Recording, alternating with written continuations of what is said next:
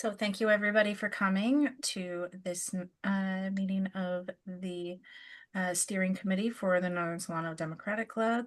I will briefly show our agenda. And as you can see, we will be just hearing from Dr. Nicola Parr, who is an applicant for the appointment of Superintendent of Schools for Solano County. So without Yes. further ado, let's go ahead and spotlight you and give you 5 minutes for an opening statement. Okay. Wow. I'm so happy to have been given this opportunity to speak to everyone this evening. I am Dr. Nikki Parr, and I am running for Solano County Superintendent of Schools.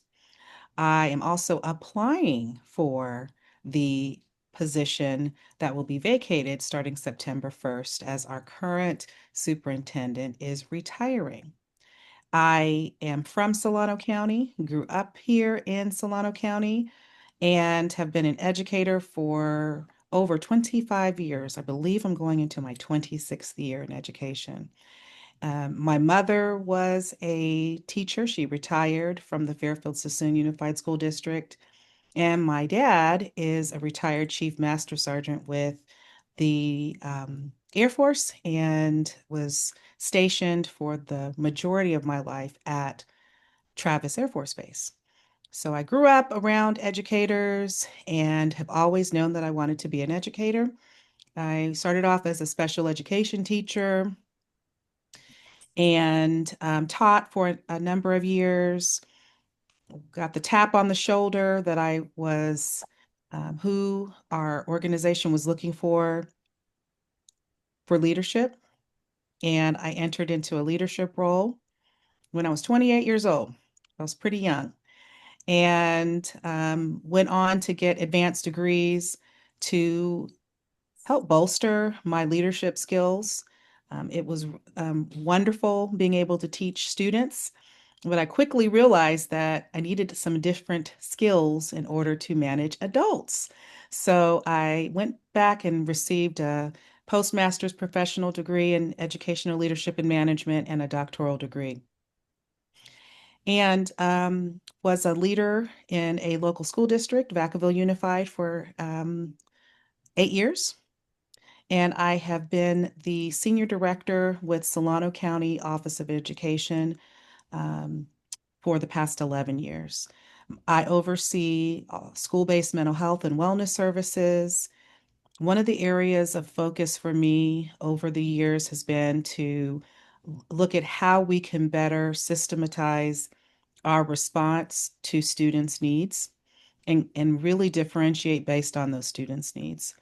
And so one of the things that I realized quickly is that in Solano County, we don't receive a lot of philanthropic funding. We don't have large organizations that pour money into our educational system like some of the other Bay Area counties do.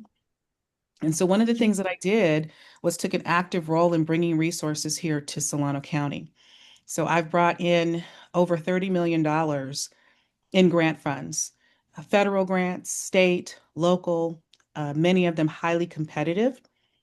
And all of those grants are designed to address the needs of students and our community. We know that when students come into school with all of the things that they need, housing, basic needs are being met, that they can learn more efficiently. And it makes for a better experience for both the teacher, the school community, and the student. And so that's what I have dedicated my career to do, utilizing some of the grant funds to do very innovative programs such as wellness centers. We've opened over 50 wellness centers in Solano County because of this funding and partnerships with our county behavioral health department and other community partners. We've also been able to stand up a very robust and effective school-based mobile crisis program. So it's my clinical team that responds to young people when they're in crisis at school versus relying solely on our school resource officers. And I want to do more of that as county superintendent. I want to be able to bring in additional resources to collaborate with the community. All of the programs that were developed were based on community input and community speaking up about what the needs are, and then designing programs around that. So I look forward to the interview that will take place on Wednesday, July 23rd at 4 p.m. at the Solano County Office of Education. We will know that evening who our superintendent will be, who will be appointed for the remainder of this um, term. And I'm also running. I have formed a committee and will be running for the 2027 seat that would start January 1st of 2027. So I look forward to any questions that I can answer for you. Excellent. And you have excellent timing. Okay, so let me just go ahead and admit this person. So a couple questions. Let's start with mental health.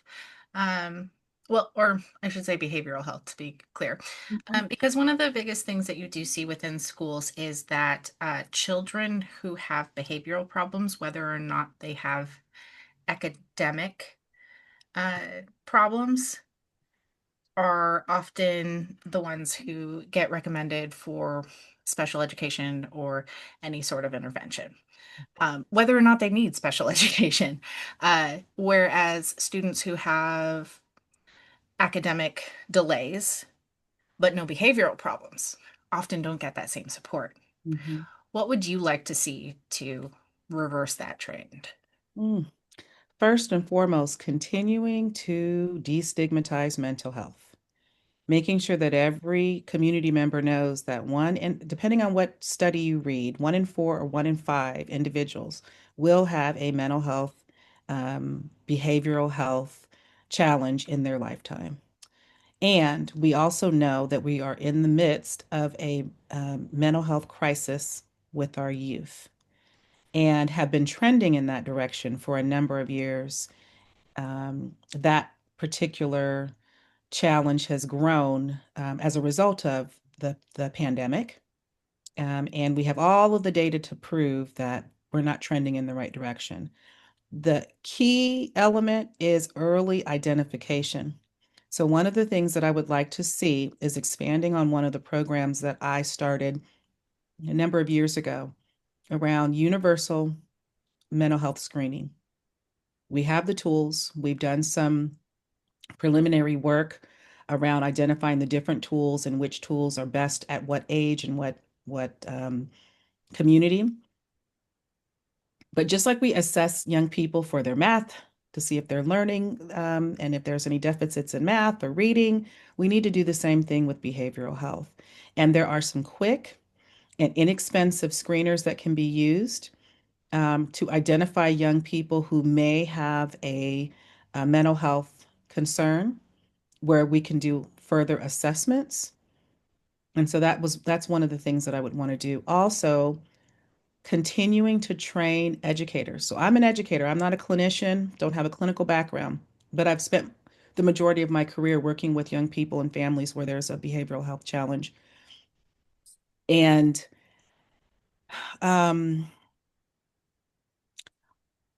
we need to help support families to be able to communicate to the schools what the challenges are, but we also need educators to be able to identify young people that may be at risk so that we are intervening based on um, solid information about what the needs are and not our own biases. Sometimes when we see behaviors as an educator, we're not necessarily trained to look beyond the behavior to try to identify what the function of that particular behavior is.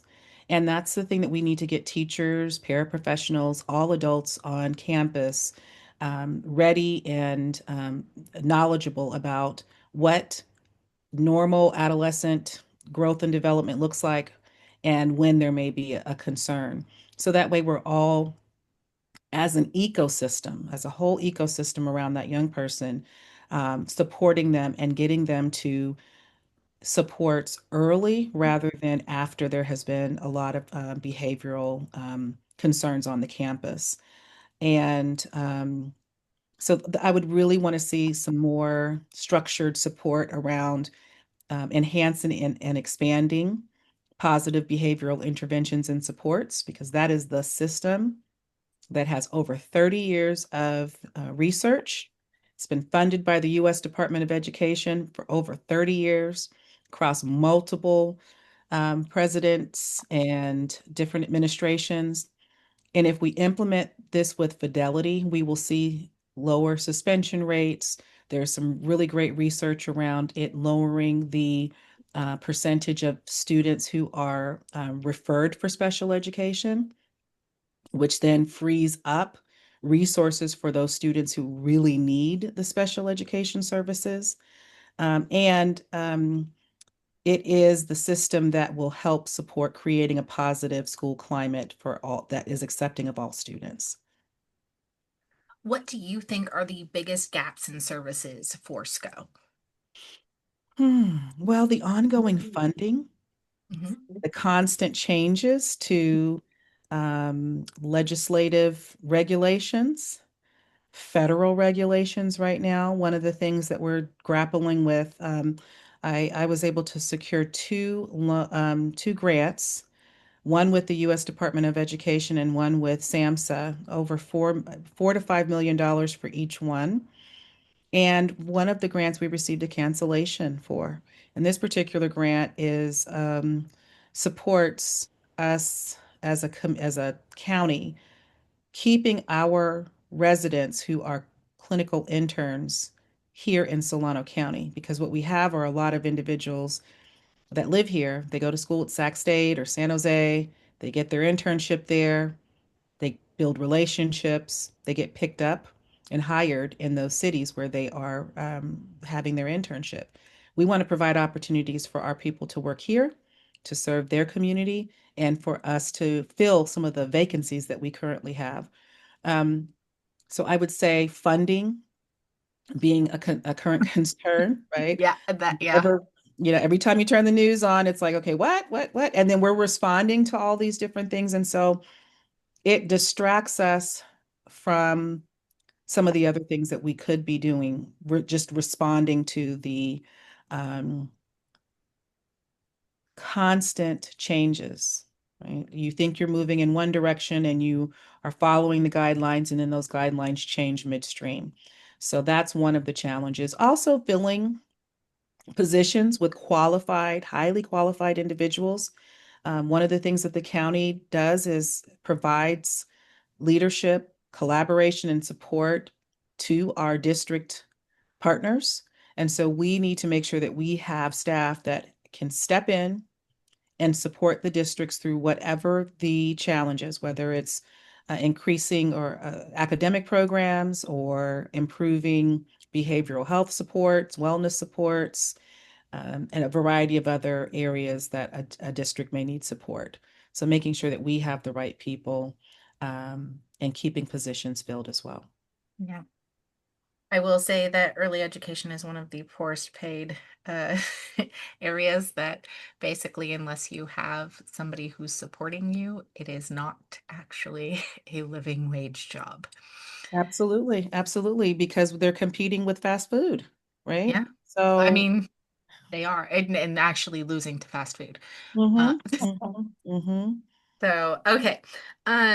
Speaking of which, what is the budget going to look like next year? Oh gosh, that's a good question. I know that the governor's budget was released, and there are going to be some potential cuts. Um, we're also so the thing that I'm really concerned about is looking at what's going to happen with title money, Hmm. federal money, because irregardless of what's in our budget, if our budget is built on the belief that we're going to have these federal funds and then those federal funds are cut, there's going to have to be an adjustment made to our state budget.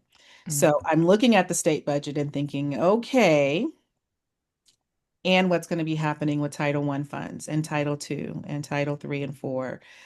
There was recently a question about whether or not there would be significant cuts to that to those federal funds.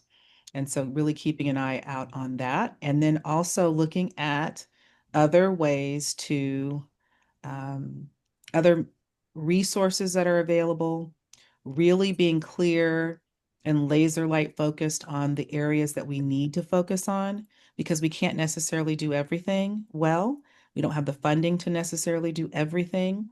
And so, what are the things that we really need to focus on and make sure? And as a county office, how can we best support the districts in that work? What are the things that we can do to supplement, to enhance what the districts are doing?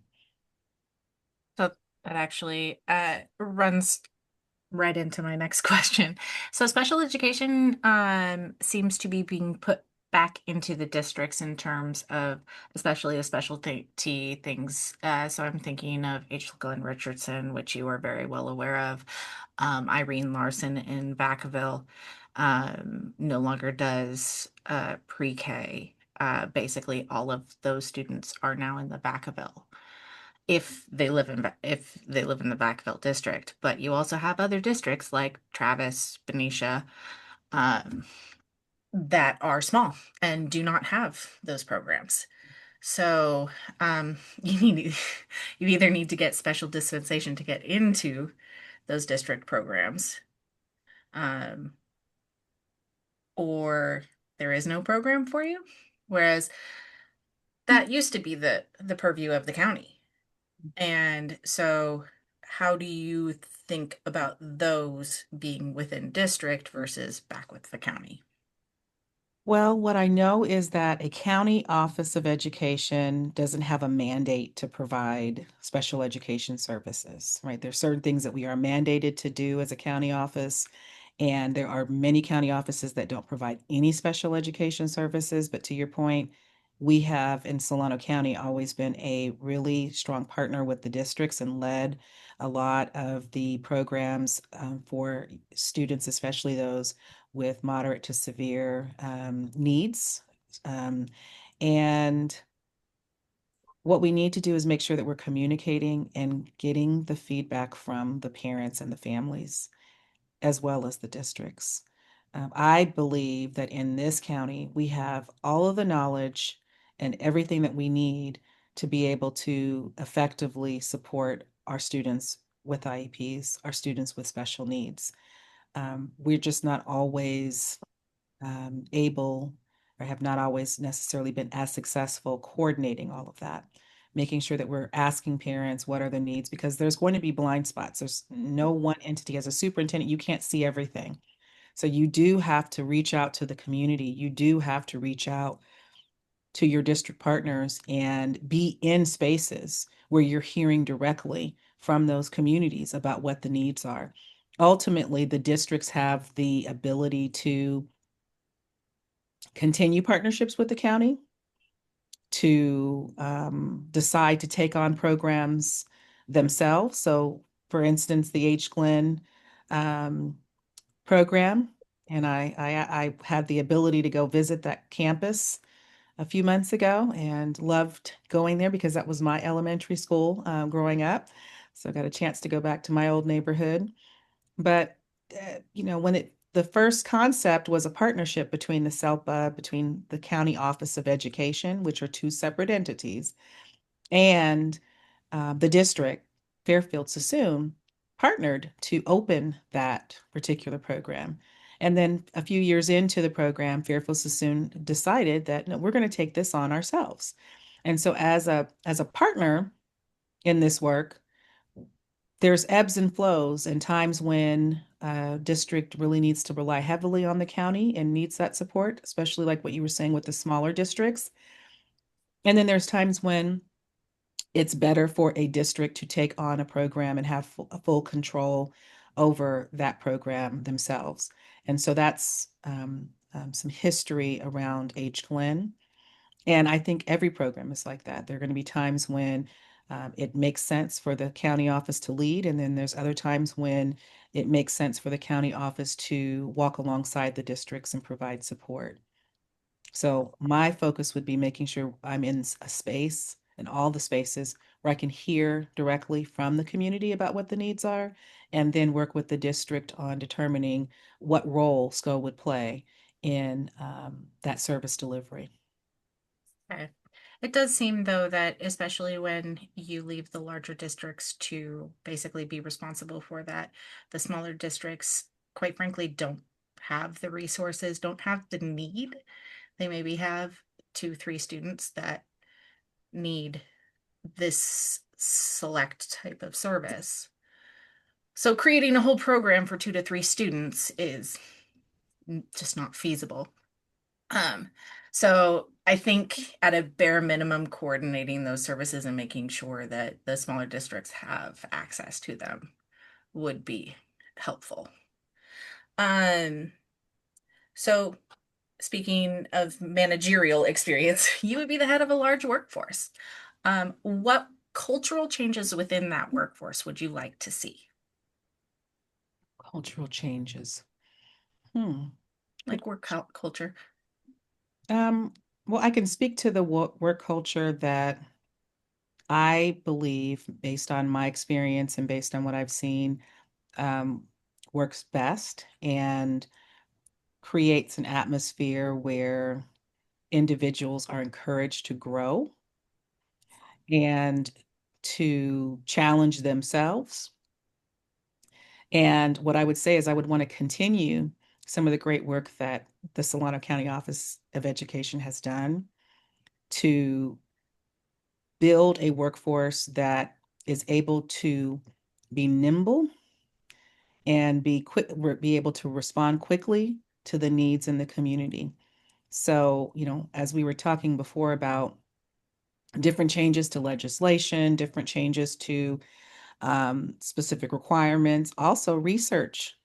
Many times there's additional research that comes out that we need to make sure that we have individuals, leaders that are able to understand all of the nuances around the legislative updates, um, who understand and are connected to local, regional, state, federal um, communities of practice so that we can bring those resources back to Solano County. And that takes an organization providing opportunities for growth and advancement. I want to see programs where we are pouring into our paraprofessionals and encouraging them, those individuals who live here, because many of our paras live in the community. We need to be helping them to get through a teaching program, right? We have a massive teacher shortage. What are we doing right now? What programs do we have? What grants are we going after to help support that? We've had some in the past, and I one of the best things that I was able to see was an individual when I was at the Fairfield High graduation ceremony last month. I saw an individual who had been a paraprofessional, and there was a program that if you had a certain number of college credits, it would pay for you to finish and get your credential. And that was an individual that I had coached and supported, and as well as his supervisor. And so it was so nice to see him there with his students because he finished and then he immediately started working for the Solano County Office of Education. And so I want to see more of those programs. I also recall when I was in school getting my license in Virginia to teach and to become an administrator. There were programs where, you know, you would be able to get a portion or all of your fees paid. I mean, it's $20,000 for um, credential programs, and college costs are enormous. And when we talk about the limited funding that the pay for our paraprofessionals and some of our other classified staff is fairly low. When you were talking about a livable wage, especially in California, the costs here are enormous.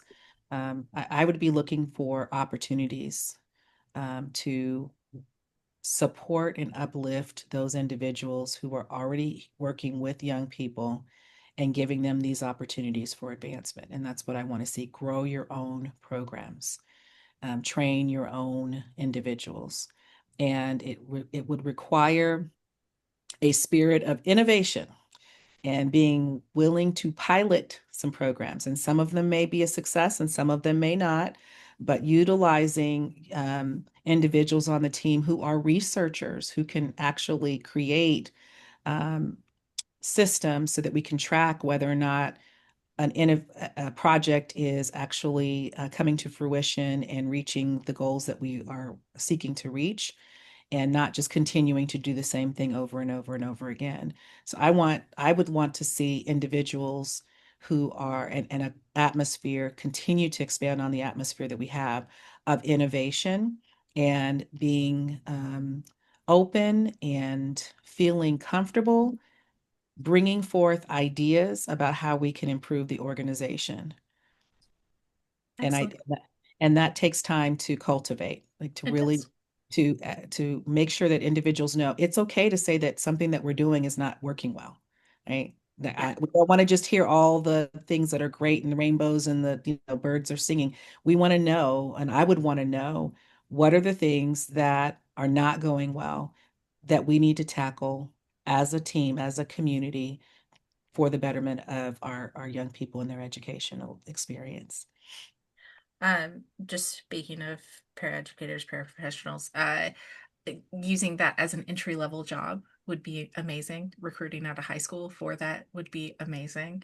Solano County or Solano Community College, you get free credits if you go through a program there. Uh, I have been on this little bully pulpit for a while that your best special educators are going to have already been paraprofessionals. That being said, them having some ABA training would also be fantastic.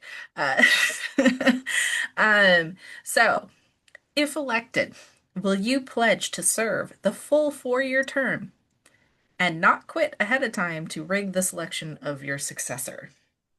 Absolutely. I have at least 10 years left before I could even think about retiring. I've been at the Solano County Office of Education for 11 years. I love that organization. I want to see that organization grow, and we have to grow through change because our community, our society is changing, and we have to absolutely be um, ready to do the work that we are called to do in support of our districts and in support of our communities. So I will absolutely serve the 4-year term and don't have any plans to go anywhere. I have 3 teenage sons, two that are still in K-12 education here. My youngest is starting in high school. So that at least 4 years until he goes off to college.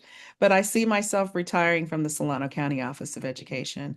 And I understand what you're saying about, and I'm taking note of the concern around taking a position, and especially of this magnitude, and then leaving before the term is over. So I don't have any plans to do that and plan to stay the entire 4 years.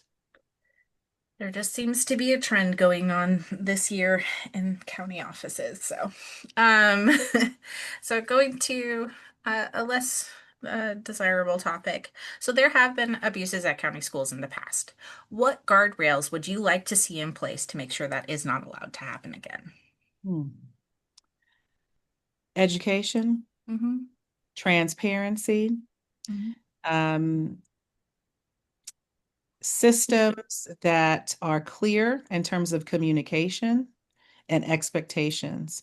So, one of the things that a leader needs to be is present. So, what I would plan to do is to be not just out at working with our districts, but also our own county schools. We have juvenile court and community schools, special education programs, and schools that are run by SCO, and being present there and setting the expectation with the leaders to be present and involved and to as I said, set up communication systems so that if there is abuse, it is reported um, right away, and holding people accountable, holding everyone accountable when a young person is harmed, whether it's physically or emotionally. And then really the training and the coaching of staff. One of the jobs that I had in a previous role was reviewing all of the community complaints. And that was eye-opening for me because several of the complaints that I read were really good individuals, had been solid employees in the past who were stressed out and did something that they should not have done. And I want to do as much prevention work as possible around that. So a lot of the work that I'm doing now is around staff wellness. Um, it Having been a teacher in a school with students who at that time were identified as emotionally disturbed, who could become physical with you, right? I've had to be in restraints. I've been spit on, chairs thrown at me, been in prone restraints before because of safety concerns with the student. And that wears on you, it wears on your body, it wears on your spirit. And so one of the things that I've done is worked with Kaiser Permanente, North Bay Schools Insurance, in creating wellness events for educational staff where we have them in learning yoga. Have you ever done yoga before? Okay, great. If not, then let's teach you some yoga. Let's teach you some breathing techniques. How do you calm yourself down so that you're not reacting out of anger or frustration? Creating systems where when you are working with young people that have challenging behaviors, that there are models where that you can tap out because sometimes you need to tap out. And when I worked with the students that I worked with, anyone could tap you out. So a paraprofessional could tap out a manager and say, there was a little saying that we had, but that let you know, okay, I'm getting heated. I need to go and take a walk, or I need to go and do something. And there was no shame because we're human beings. And like I said, really empowering those classified staff to say, you are empowered and you are expected to give feedback to your managers about their behavior, their actions, and it needs to be a conversation and without fear of a retaliation. That's hard. That's a lot of hard work to really train individuals and get them comfortable to be able to speak out when they are seeing and hearing things that are not up to the standard. And so that's how I would handle that. And then be very swift with investigations. So making sure that whoever is investigating knows what they're doing, that they've been trained, that if there is the need to have an outside individual come and lead the investigation, that that is done, and that there is a sense of transparency across the board with everyone. And, keeping in mind that there's certain things that we have to be very careful about sharing because of student confidentiality. But in general, transparency and making sure that if we've identified a problematic staff person, that we are working diligently to address them and move them out of the organization. I will say one of the, I wouldn't say the biggest because, we always we have a lot of complaints among special need parents. But one of the biggest things that I do hear about a lot is that they feel that the schools and the administration are more worried about classified staff not talking to parents so that parents don't know what's going on, as opposed to going for transparency and, quite frankly, collaboration. So what what would you say to that? Well, I would say that whatever messaging and whatever information, it really should be that it is coming from the school community with the classified staff that knows the student or was a witness to the situation, working directly with the student is a part of that school community and the parent. So I think it can be problematic if parents are hearing different information from different people. But that goes back to the empowering staff to be able to ask questions and challenge certain established norms. Yep. And leaders that are confident with their own leadership skills to be able to say, you know what, there might be a better way to do this. Let's thank you for this information. Really thanking individuals for their feedback. But I would want to see that everyone is providing parents um, clear communication, even if it's this is the way that I see it and this is the way that this individual sees it, but that it's coming to the parent in a clear and direct way. It's difficult enough as a parent navigating these systems. I'm in the system and I've had difficulties navigating the system. Mhm. So we can't be in a situation where parents are hearing multiple things and there's multiple channels of information. We shouldn't have to have a bat channel to a parent. We should be able to all come together as a school community and then communicate whatever the issue that and come together to resolve that challenge so we can move forward on behalf of the student. Yeah, I'm just thinking about regular communication as well. I mean, I've had actually a lovely para who told me that my daughter was actually friends with another girl in class and how she really wanted us to like arrange a play date. So it's nothing bad. Okay. It's absolutely adorable. But sometimes situations like that can be um, frowned upon by administration of paras, talking to parents about something like that. Which it was a lovely interaction. We were we were having a lovely conversation about this whole thing, and it ended up that my daughter had a play date with the other child in the class, and they had an amazing time. It was it was fantastic. But it's things like that where there are things that happen in the classroom that we're just not privy to as parents. And there are other people in the classroom that are like, hey, this thing is great.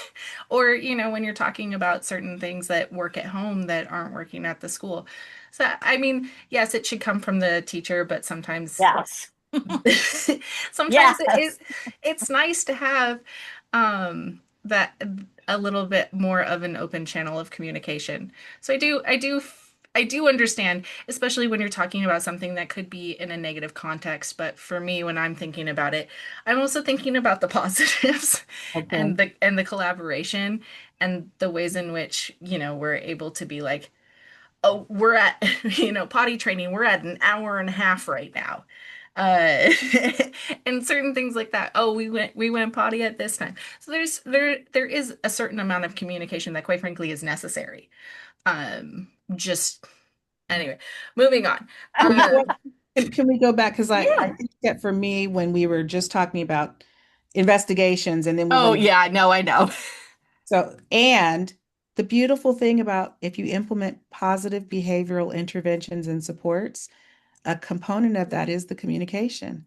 And it trains and you get a system in place about how communication is going to flow to the parents. And it is supposed to be based out of what's happening that's positive.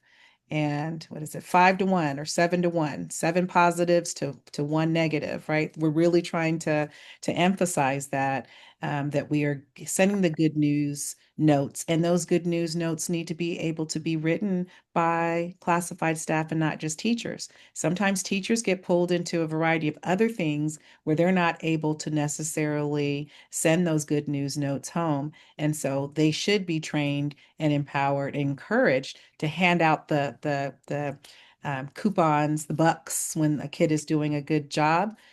With PBIS, you're training cafeteria workers, the bus drivers, the campus monitors, the noon duty soups, the crosswalk traffic folks, all those individuals, including parents that volunteer on the campus, that when you see a positive behavior, we need to reinforce that behavior by recognizing it. And so, what I would say is let's lean into PBIS because it is a system that is evidence based, been validated. If you implement it with fidelity, these are the systems that and the results that you will have. And so that's where I would want to go. So there is a way to do it, making sure that everybody is trained and knowledgeable about the communication system at that school. Okay. Um, what will you do to provide oversight of the county's charter schools and ensure that they are delivering a quality education to all enrolled students without bias or discrimination of any kind? Well,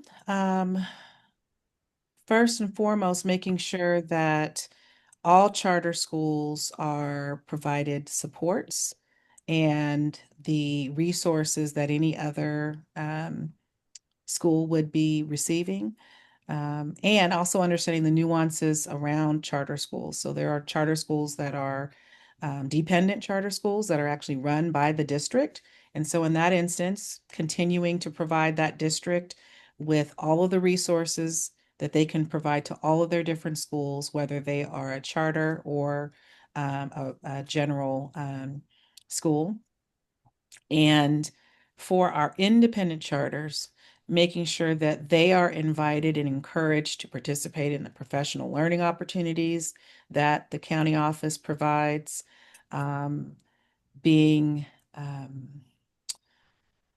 partners and helping them to identify what their needs are. One of the big things that we did this past year was include all of our charter schools, worked with the county behavioral health to include all of our charter schools in our mobile crisis response program because for the past several years it's just been one charter school. There was actually two charter schools that were included in the contract with the county. So um, they were reaching out for support, saying, we have young people that are in crisis and we have the need for mental health services for our students as well. And so we were able, it took some time, but we were able to work with all of our partners in ensuring that they had access to the mental health supports that any other school, any other public school in the area receives.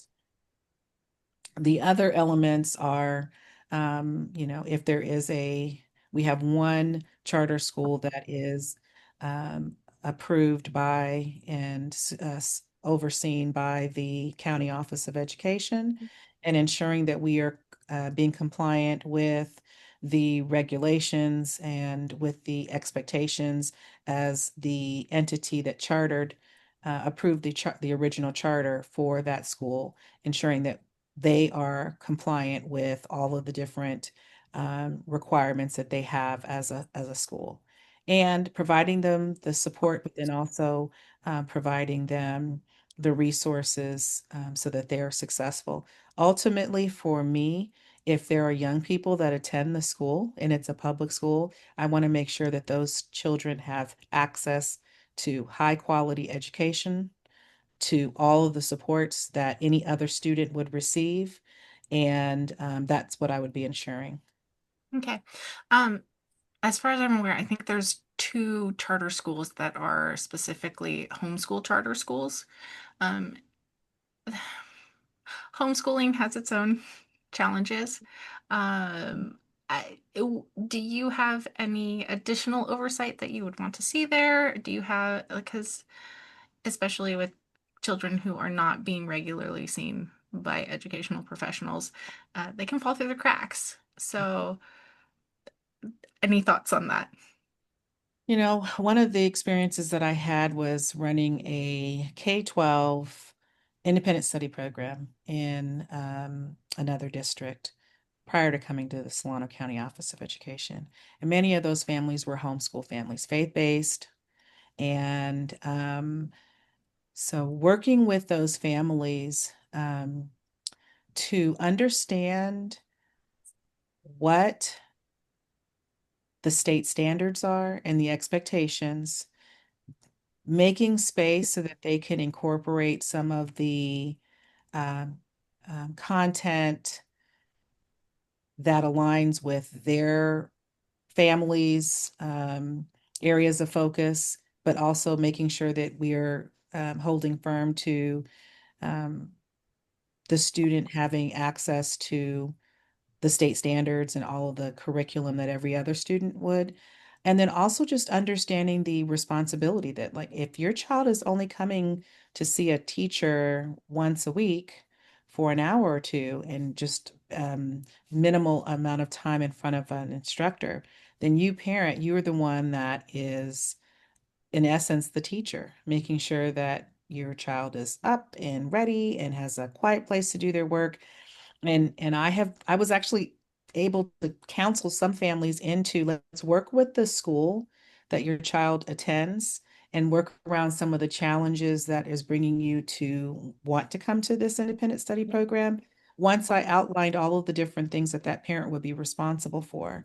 And, and in certain cases, when there's, a single parent or two parents that are working all the time, it's who's going to be ensuring that your child is doing the work, is focused on the things that they need to be focused on, and is receiving the support that they need to be successful.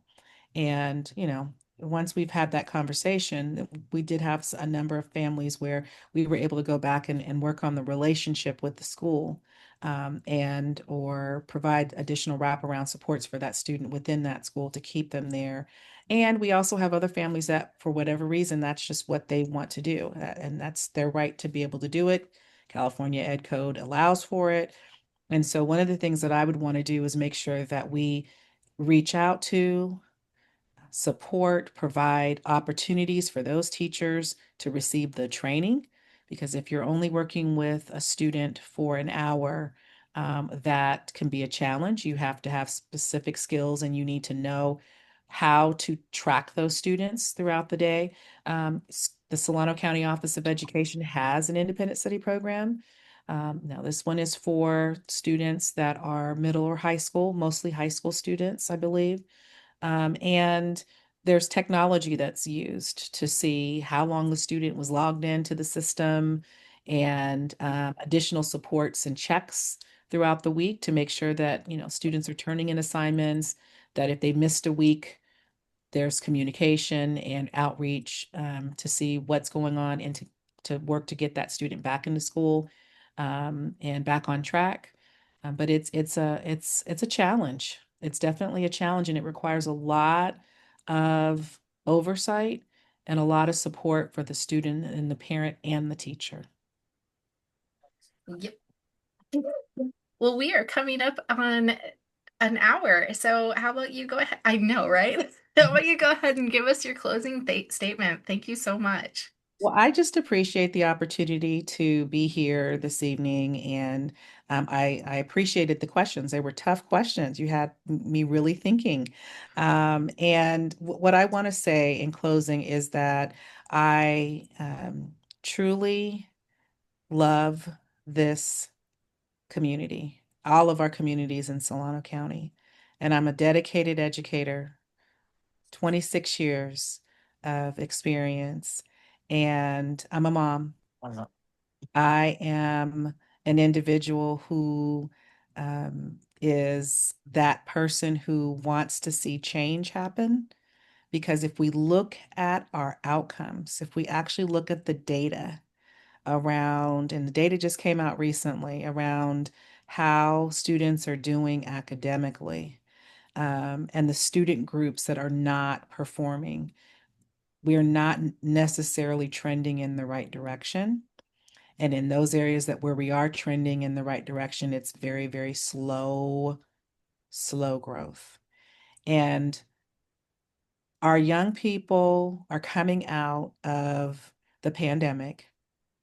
There are definitely gaps in knowledge that we are finding because of them being out of school, for over a year, nearly 2 years. And emotionally, socially, academically, there's still supports that these young people need to be successful. We can't continue to do the exact same thing and expect different results with our young people. And we need to have leaders that are willing to take a critical look at what we're doing and what our outcomes are, and be bold enough to implement some of the changes that need to be made. And change is hard, but articulating where we're going, what the expectation is for all students, where we want to see our community grow. And the big thing that I see that I want to incorporate more of is community. At our county office of education meetings, most of the time there's no one there. Um, had the pleasure for the past 6 months of being a trustee for the Fairfield Sassoon School Board. And it's it's a much larger organization, but even then, not always well attended. So, really looking at what are we doing? How do we incorporate um, parent voice, engagement, participation in board meetings and other meetings? Do we need to change the way that we are offering those opportunities so that we can maximize participation, but really valuing what parents and what the community is saying, what our staff are saying at all levels, what their thoughts are, and then utilizing that information to design strategies, to design programs and services that best suit the needs of our students. In the end, I want to see every single student graduate, 100% graduation rates. I want to see every student performing at their highest level and being able to reach whatever goals they have set for themselves. And I also want to make sure that our young people are living in a community where their basic needs are met, where they feel safe, where they feel supported. And if we look at some of the data, our young people, we have survey data, the California Healthy Kids surveys. We have a lot of data that shows that our young people are saying that they're not receiving, they are not getting what they need to get to where they are trying to go. And so my goal will be to make sure that we have a variety of different ways to get there. So I think of equifinality. Where are we going? There's multiple opportunities. There's multiple ways to get to a final destination, and we need to have multiple voices in designing the systems to get there. And I thank you for your time this evening. Thank you so much.